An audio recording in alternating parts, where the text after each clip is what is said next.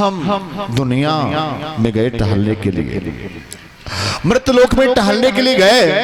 अहम तो पृथ्वी मिया तो ज्ञात्वा सर्वोत्तमामिति, और हम ये सोच कर गए कि मृत्युलोक में पृथ्वी पर अच्छे अच्छे तीर्थ हैं, अच्छे अच्छे धाम हैं, और उन धामों का दर्शन होगा, उन तीर्थों का दर्शन होगा, और तीर्थों में अच्छे भगत मिलेंगे तो बड़ी शांति मिलेगी, बड़ा आनंद आएगा। अच्छे भक्तों का दर्शन होगा तो बड़ा आनंद आएगा। लेकिन महाराज बहुत मुश्किल है।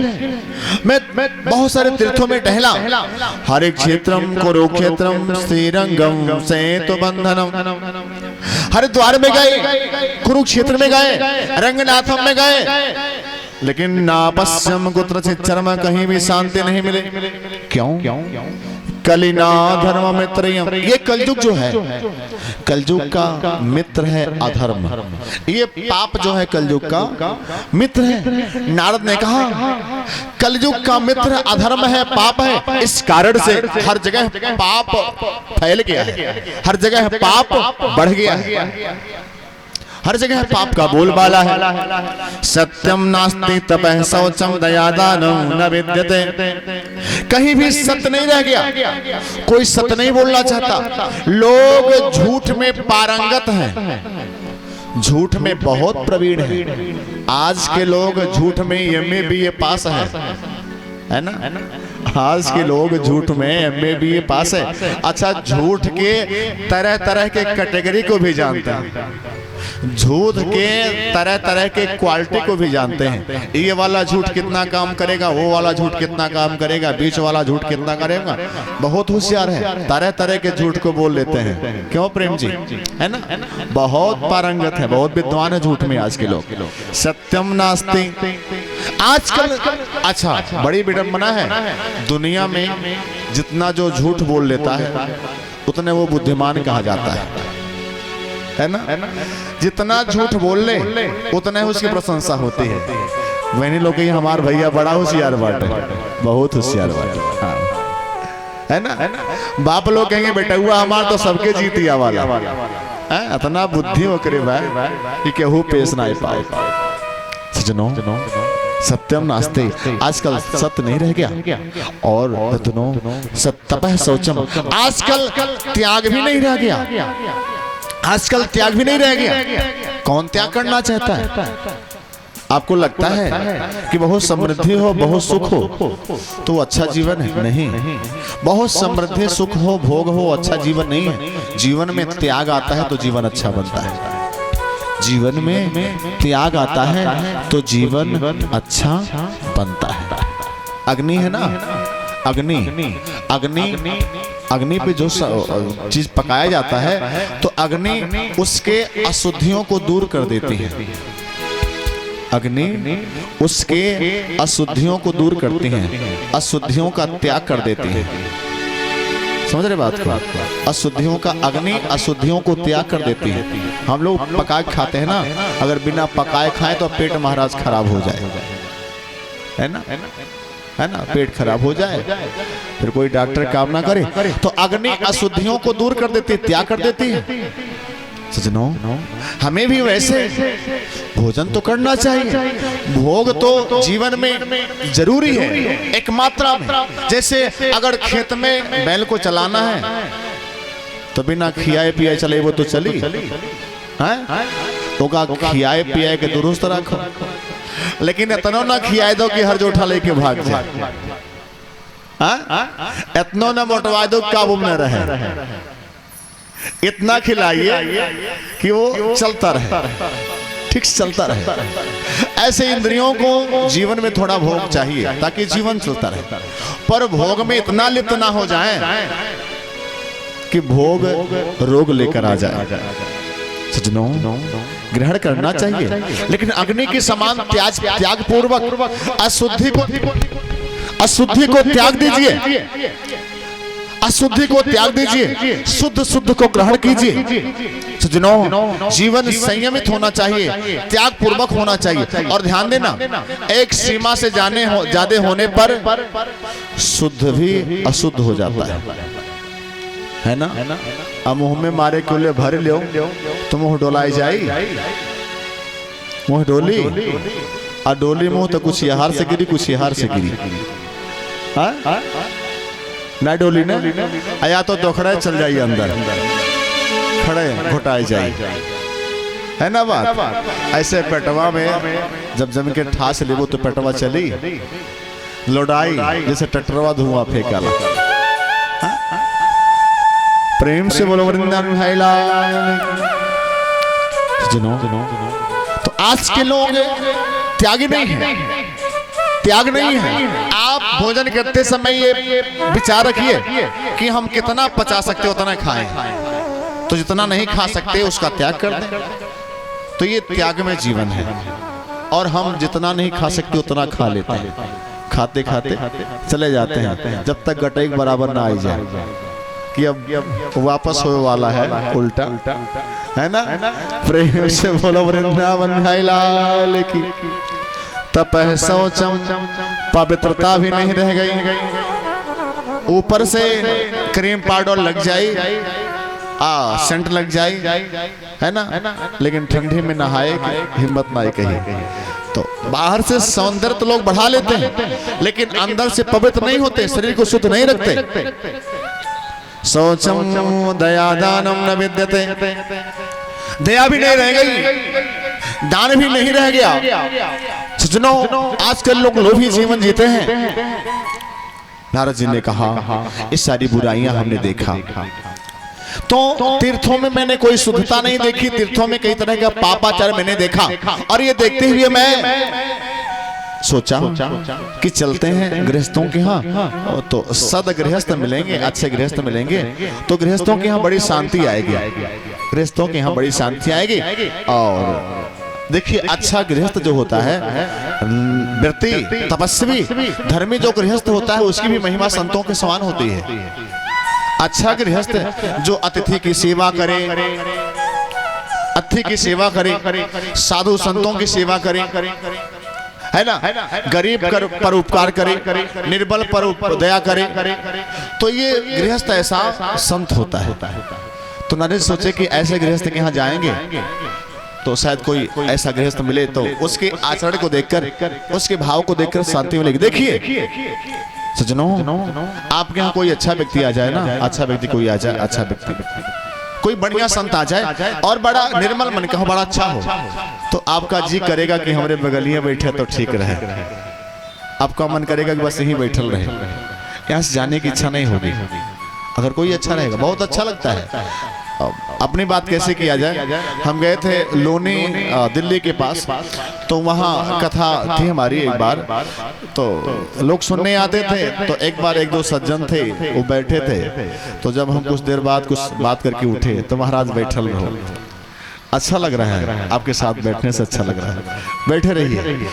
तो अगर आप अच्छा आचरण है, आपका स्वभाव अच्छा है, काम अच्छा है, तो आप शांति के प्रतीक हो जाओगे और आपके आसपास का वातावरण भी शांत हो जाएगा और आपके साथ बैठने में बड़ी शांति महसूस होगी, बड़ा आनंद आएगा। क्यों बोलू बाबू, प्रेम से बोलो वृंदावन भाई लाल की। सुनो, सूर्य की तरह से आभा होती है, आभा का प्रकाश, आभाएं फैलती हैं आसपास के वातावरण में, आपका जैसा प्रभाव होगा वो आभाएं ऐसे फैलेंगी आसपास में। तो संतों के पास आए नारद जी ये सोच करके, गृहस्थों के पास कि कोई अच्छा गृहस्थ मिले, लेकिन गृहस्थ भी जैसे कहते हैं यहाँ भी बंटा ढार। अगर तीर्थों में पापाचार तो गृहस्थों के यहाँ और ही अत्याचार, है ना। यहाँ पर नारद जी ने क्या देखा, तरुणी प्रभु तागे हैं श्याल को बुद्धिदायक। प्रायः नई नवीली बहुओं का चलावा घर में चलता है, जब से बहुरिया आयल घर में तब से बूढ़ा का छुट्टी। हाँ बूढ़ा अब ज्यादा काम में बुद्धि न लगाओ, जो भी हम कर रहे हैं जैसा भी कर रहे हैं वो ठीक है, अब बैठो दुआरे पर, है ना। तरुणी प्रमुता गए हैं श्याल को बुद्धिदायक। जब बहू आए तो बहू सासू से कह दी अत दुआरे बैठ को कुकुर मारो, लड़का रखा। हाँ ज्यादा हर काम इंटरफेयर ना करो, बग बग ना करो, हम जो भी करेंगे अच्छा करेंगे। श्याल को बुद्धिदायक, किसी व्यक्ति ने कहा पंडित जी 1990 और 2019 के सासुर बहुओं में क्या अंतर है? 1990 और 2019 के सासू बहुओं में क्या अंतर है? तो हमने कहा अंतर यही है कि 1990 में बहू सासू से डरती थी, 1990 में बहू सासू से डरती थी और 2019 में सासू बहू से डरती है ना? 2019 में सासू बहू से डरती है। अच्छा, आप सबको शायद पता हो, जब पतोहिया गुस्सा जारी तो बूढ़ा लोग कहीं पड़ोसन में खिसक जारी की जाकर मुँह लागे, हम ही अपनी इज्जत बचा के रही, है ना? ऐसा है कि नहीं है? हम ही अपनी इज्जत बचा के रही, पड़ोस में चले जाएंगे, है ना? और अगर नहीं भी जाएंगे तो बेचारी घाघ बन के बैठ गई है, वो बोलो ये पर पर पर पर शांत रहेंगे, नहीं बोलना है। प्रेम से बोलो वृंदावन भाई लाल। तो तरुणी प्रभु तागे हैं श्याल को बुद्धिदायक। और आजकल साला सबसे बड़ा दिल वाला होगा, साला बड़ा ही तेजी होगा, भाई से कोई राय सलाह नहीं, भाई से किस तरह का कोई बात व्यवहार नहीं, साला सबसे अच्छा है। श्याल को बुद्धि दाएं कहा, किसी कवि ने कहा नई सदी से मिल रहा दर्द भरा सौगात, बेटा कहता बाप से तेरी क्या औकात। नई सदी से मिल रहा दर्द भरा सौगात, बेटा कहता बाप से तेरी क्या औकात। पानी आंखों का मरा मरी शर्मयो लाज, कहे बहू अब सास से घर में मेरा राज। पानी आंखों का मरा मरी शर्म और लाज, कहे बहू अब सास से घर में मेरा राज। भाई भी करता नहीं भाई पर विश्वास, सुनिएगा, भाई भी करता नहीं भाई पर विश्वास, बहन पराई हो गई साली खासम खास। बहन पराई हो गई साली खासम खास। भैया मुंबई दिल्ली से कमाई कहीं हैं तो बहनी की यहाँ ना जी हैं, साले की यहाँ जरूर जाइए, सढ़वाने जरूर जाइए, हर हफ्ता में हाल चाल रही। प्रेम से बोलो वृंदावन भाई लाल की। नारे जी ने कहा ये सारी बुराइयां हमने देखा महाराज सनकादी, हम तंग आ गए, इसलिए मैं उदास हुई। दुनिया में हो क्या गया? जिस दुनिया में इतनी बड़ी बड़ी बातें, इतनी अच्छी बातें, इतने संस्कार थे, इतनी सभ्यताएं थी, इतना अच्छा उठना बैठना सब कुछ था, इस दुनिया में हो क्या गया? इतनी बुराइयां आ कहां से गई? मुझे इस बात की चिंता है। संत कभी अपनी चिंता नहीं करते, संत को चिंता आपकी होती है, समाज की होती है। और संत जो होता है वो समाज के हाथों बिक जाता है, समाज के लिए अपने आप को समर्पित कर देता है। नर जी ने कहा हद हो गया। एक चीज मैंने देखा, आगे बढ़े, एक जगह देखी, एक माता जवान और दो बेटे बूढ़े, इतने बूढ़े बेटे कि उठ ना पाए, इतनी जर्जर अवस्था उतनी, इतनी शरीर उनकी निर्बल थी कि उठने की हिम्मत नहीं थी, जबकि माता जवान और बच्चे बूढ़े। हम वहां पहुंचे तो वो जो स्त्री थी माँ, वो रो रही थी अपने बच्चों की अवस्था देखकर। अच्छा, कुछ स्त्रियां उसको शांत भी करा रही थी, न रो बहनी, न रो बहनी, ये तो घर घर का हाल है, न रो बहनी। कुछ स्त्रियां शांत करा रहे थे। हम वहां पर पहुंचे तो स्त्री स्वयं बुलाई, भो भो साधो छड़ो तिष्ठ मच्चिंता मपिनाशय दर्शनमो तव लोकस्य सर्वथा घरम पर। महाराज रुको, आप जैसा संत आए तो शायद हमारा दुख दूर हो जाए। आइए, कुछ परेशानियां हमारी हैं, शायद आपसे दूर हो जाए। नारद जी वहां पर गए और बोले देवी तुम कौन हो? ये दोनों बच्चे, ये पुरुष कौन है? का विमोचे माँ, ये कौन है? नारिया का पद्मलोचना, ये तुम्हें शांत कराए, तुम्हें मना रही है। ये स्त्रियां, ये कौन है? एक कौन है जो और स्त्रियां बैठी हुई हैं? आज आप देख नहीं रहे हो, 20 साल के बच्चे की बाल पक जाती है। हम भी कोई बूढ़े नहीं हुए हैं, लेकिन बाल देख रहे हैं। कलयुग हमारे ऊपर भी आ गया है ना? हमारे ये असर है ना, आज के वातावरण का असर है। देखिए, स्वभावता नहीं आया है, लेकिन शारीरिक रूप से वो आ गया है। और देखिए, काजल की कोठरी में कितना जतन करो, काजल की राख भाई लागे ही लागे।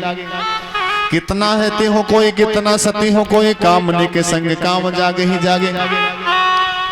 अब जे भूसौला में घुस जाए तो सोचे हम गर्दा से बची तो हो पाई। जे भूसौला में जाए देखा गर्दा लागी ते गर्दा से न डरा। इसी तरह से कोई काजल की कोठरी में चला जाए तो कतनो अपन धोती होती बटोरे तब वो कहूं ना कहूं करी खा लागी, कहीं ना कहीं लग जाएगा। ठीक वैसे कलयुग है, कितना भी सजग सतर्क रहो, कहीं ना कहीं असर होता है। तो पहले के समय में, शायद आप सबके समय में 50 साल के बाद ही बाल पकते थे क्या? 50 साल के बाद ही बाल पकने के नंबर लगते थे। लेकिन अब तो हम 30-32 साल की अवस्था में हैं। 20 साल वालों के बाल पक जाते हैं, आंख में चश्मा लग जाते हैं। तो जनों, तो ये क्या है? वृद्धावस्था मतलब क्या है? ये तो बूढ़ों की पहचान है ना। बाल पकना बूढ़ों की पहचान है, आंखों में चश्मा लग जाए बूढ़ों की पहचान है। और आजकल 25 साल की अवस्था में ये सब होता है, मतलब बूढ़ हो गए और माथा तो फिट है। नारद जी बोले, कौन है आप? परिचय दीजिए। तो बोले, अहम भक्ति दीक्षाता, मेरा नाम मैं भक्ति। ये मेरे दोनों पुत्र हैं जिनका नाम है ज्ञान वैराग्य। और ये गंगा सरतस्यमा, ये गंगा आदि नदियां जो हमें शांत करा रही हैं। आसपास में ये गंगा आदि नदियां हैं। जनों, भक्ति देवी रो रही है, मेरे पुत्रों की हालत ये कैसे महाराज आप बताइए। तो नारद जी ने कहा, ज्ञाने नात्मन बस्या में सर्व में तत्वयानघि, मैं अपने ज्ञान से देख रहा हूँ। अभी ज्ञान से आंख बंद करके देख रहा हूँ, और पूरा हम अल्ट्रासाउंड कर लेंगे तुम्हारा। संत लोग त्रिकालदर्शी होते थे, पूरा अल्ट्रासाउंड कर लेते थे आंख बंद करके। उनके अपने शरीर में सब कुछ फिट होता था, सिद्धियां ऐसी उनकी थी। आंख बंद करके बोले कि देवी, ये तुम्हारा दोष नहीं है, न तुम्हारे पुत्रों का दोष है, ये कलयुग का दोष है। ये कलयुग चल रहा है, और कलयुग के नाते ये सारी चीजें घट रही हैं, और कलयुग के नाते ये सारी चीजें हो रही है ना। सुडोख्वा वैतावानी योगोयम दारुण कली, ये दारुण कलयुग है। भक्ति देवी बोली, ना महाराज, अगर कलयुग में इतना सारा दोष था, कलयुग में इतनी सारी बुराइयां थी, तो राजा परीक्षित कलयुग को रहने क्यों दिए? क्यों रहने दिए? इतनी बुराइयां थी तो कलयुग को राजा परीक्षित क्यों रहने दिए? महाराज नारद जी कह रहे हैं, कलयुग के अंदर बहुत सारी बुराइयां हैं, लेकिन सारी बुराइयों के साथ एक सुंदर गुण है, बहुत सुंदर गुण है। यत् फलम नास्ति तपसा न योगेन समाधिना, जो फल अन्य योगों में तपस्या से नहीं मिलती थी, समाधि से नहीं मिलती थी, बड़े बड़े पूजा पाठ से नहीं मिलती थी, वो फल कलयुग में सिर्फ कलौ के सम कीर्तना, वो फल कलयुग में केवल भगवान का कीर्तन करने से मिल जाती है, भगवान का चिंतन करने से वो फल कलयुग में मिल जाती है, जो फल अन्य युगों में बड़े बड़े तपस्या से नहीं मिलती थी। प्रेम से बोलो वृंदावन बिहारी लाल की। सजनों, भक्ति देवी नारद जी कह रहे हैं, राम नाम की बड़ी महिमा और है। राम नाम इस युग में, राम नाम और राम नाम की महिमा कई शास्त्रों ने गाई है। राम रामैव रामैव रामयोमेव केवलम कलौ नास्ते वनास्ते वनास्ते गतिरन्यथा। राम राम की ही गति है, और हर व्यक्ति को राम राम करना चाहिए। राम और कृष्ण करने का बहुत फल है। आइए प्रेम से हम राम नाम कीर्तन के भाव में सुंदर भजन गाते हैं। प्रेम से बोलो वृंदावन है लाल की। नारद चलते चलते बद्री विशाल धामी सनकादियों के पास पहुंचे और सनकादियों ने कहा, चिंता मत करो, मां चिंताम कुरुदेवर से हर से चित्तम समावह। अब चिंता मत करो, मैं बता रहा हूं सत्कर्म किसे कहते हैं। आप योग के डॉक्टर के पास पहुंच गए हो, मैं अच्छा चिकित्सा करूंगा, अच्छी डॉक्टरी करूंगा। सज्जनों, आपको बताएं, मेडिटेशन और मेडिसिन एक होता है। मेडिटेशन संभव होता है, हमने जहां तक सुना है और कुछ तक पढ़ा है। देखिए, रोग है तो दवा दूर कर देंगे, रोग तो दवा से दूर हो जाएगा। लेकिन मानसिक भ्रांतियां जो मानसिक बीमारी है, उससे रोग नहीं, उसे दवा नहीं ठीक कर सकता। मानसिक बीमारी को दवा नहीं ठीक कर सकती। और ध्यान देना, जो रोग होते हैं वो भी कहीं ना कहीं मानसिक बीमारियों की देन है, नाना प्रकार की चिंताओं की देन है। जब व्यक्ति मन से स्वस्थ नहीं होता है तो उसका तन भी रोगी हो जाता है, और जो व्यक्ति मन से स्वस्थ होता है वो तन से भी स्वस्थ होता है। आप देखते हो ना, जो निश्चिंत रहता है मोटा तगड़ा बना रहता है, खूब पहलवान। जो चिंता करता है बेचारा तरह तरह की परेशानी लगी रहती है। जो मन से स्वस्थ है वो तन से स्वस्थ है, और मन से स्वस्थ ये कथा बना सकती है। मन से स्वस्थ कौन बना सकता है? ये कथा बना सकता है। एक कथा ही आपको मन से स्वस्थ कर सकती है, पक्की बात है। दवा आपको मन से स्वस्थ नहीं बना सकती। प्रेम से बोलो वृंदावन बिहारी लाल की जय। सज्जनों, तुम्हारा सनकादि बोले सत्कर्म है श्रीमद् भागवत कथा सुनना, श्रीमद् भागवत कथा सुनाना, ये सत्कर्म है। नारद जी बोले, महाराज मैं कैसे समझूं, जब गीता वेद पुराण के पाठ सत्कर्म नहीं है तो ये सत्कर्म कैसे हो सकते हैं? सनकादि बोले, सुनो, सर्व वेदांत सारम भागवतम मुह्यते एतत् तत्सामृतम तृप्तस्य नायन दृश्यादिति कुचित्। सर्व वेदांत सारम ही भागवतम इष्यते। ये भागवत वेद वेदांतों का सार है, नाना प्रकार के पुराणों का सार है ये भागवत। इसलिए इस भागवत में जो रस है, इस भागवत में जो स्वाद है, जो टेस्ट है, वो अन्य शास्त्र पुराणों वेद में नहीं है। बोले तो घी दूध से ही निकलता है। क्यों? घी दूध से ही निकलता है, लेकिन घी में जो विटामिन होता है क्या दूध में होता है? गुड़ भेली गन्ने से बनता है। अब जौन मिठाई भेली गुड़ में है वो मिठाई गन्ना के रस में होई है ना? नहीं होगा ना। अब फल पेड़ पर ही लगता है, लेकिन फल में जो स्वाद होगा क्या वो स्वाद पेड़ में होगा? अब किसी को फल खाने को मिले, कहे महाराज बड़ा मीठ है फल, तई फला तना मीठ है, पड़वा का तना मीठ होई, ऐसा सोच कर जाए लगे पेड़ को चबाने, तो पेड़ के चबाने में वो स्वाद आएगा? नहीं आएगा ना। तो जितना स्वाद फल में उतना स्वाद पेड़ में नहीं हो सकता, जितना स्वाद गुड़ में है उतना स्वाद गन्ने में नहीं हो सकता, जितना टेस्ट घी में उतना टेस्ट दूध में नहीं हो सकता। उस तरह से जितना स्वाद भागवत में है, जितना आनंद भागवत में है, उतना आनंद अन्य पुराणों में नहीं हो सकता। भागवत मोक्ष प्रदान कर सकता है, भागवत भवरोग की दवा है। शायद अन्य शास्त्र पुराण इसमें नाकाफी साबित होंगे। मैं आपको बताऊं, गुड़ गन्ने से बनता है, लेकिन जो काम गुड़ कर लेगा वो काम गन्ना नहीं कर पाएगा, है ना? अब गुड़ से मिठाई बनती है, तो आप कहो जब गुड़ा गन्ने से निकलेगा तो गन्ने से मिठाई बनाए, बनेगा? नहीं बन पाएगा ना। सज्जनों, घी से पूड़ी निकलती है। अब आप कहो कि घिया दूधवे से निकल रहा है तो दूधवे से पूड़ी बनाई दी, दूध से पूड़ी बनेगी? नहीं बनेगी ना। तो बेशक घी दूध से निकला है, लेकिन दूध जो कर लेगा वो, अरे घी जो कर लेगा वो दूध नहीं कर पाएगा। बेशक गुड़ गन्ने से निकला, पर गुड़ जो कर लेगा वो गन्ना नहीं कर पाएगा। ठीक वैसे बेशक पुराणों वेदों से भागवत निकला है, पर भागवत जो कर लेगा वो पुराण वेद नहीं कर पाएंगे। नारद जी बड़े खुश हो गए, महाराज वाह क्या बात है, कितनी सुंदर बात आपने बताई। चलो ये कथा होगी, कथा सुनी जाएगी। सुंदर निश्चित हुआ, कथा कहाँ किया जाए। सनकादियों ने कहा इस कथा का आयोजन गंगा द्वार समीपे तो तटमानंद नाम का हरिद्वार गंगा जी के तट पर इस कथा का आयोजन किया जाए। सजनों सुंदर तैयारी होने लगी, कथा प्रारंभ किया जा रहा है गंगा जी के तट पर।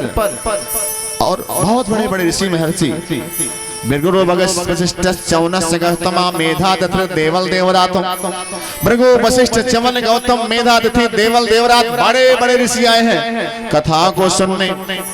आप लोग कथा सुन रहे हैं ना, इस कथा को सुनने का जो लाभ है वो लाभ गंगा नहाने का नहीं है, ये लाभ प्रयागराज जाने का नहीं, ये लाभ हरिद्वार काशी वाराणसी जाने का नहीं है। जो लाभ कथा सुनने का है, ना गंगा ना गया काशी ना पुष्करम ना प्रयाग, इस कथा को सब सुनने आए। क्योंकि आप यहाँ आओगे तो तरह तरह के तीर्थों में जाने का फल यहीं पर पा जाओगे।